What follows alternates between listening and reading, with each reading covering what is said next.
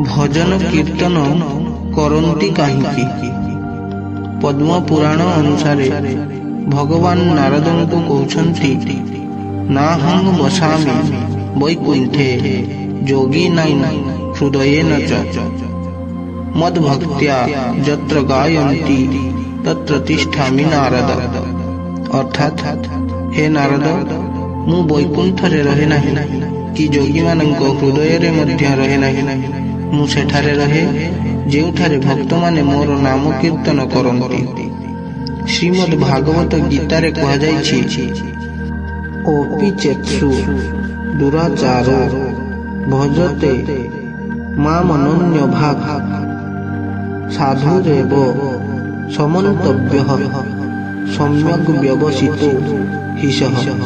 अर्थात जदि कोनोसी अत्यंत दुराचारी शुद्ध मनरे मोर भजन करे तेबे से साधुयोग्य अटे। एभली व्यक्ति अल्प दिन मध्यरे धर्मात्मा होई सुख शांति पाए। तेणु भगवानक नाम भजन कीर्तन करिवारे विशेष गुरुत्व रहिछि।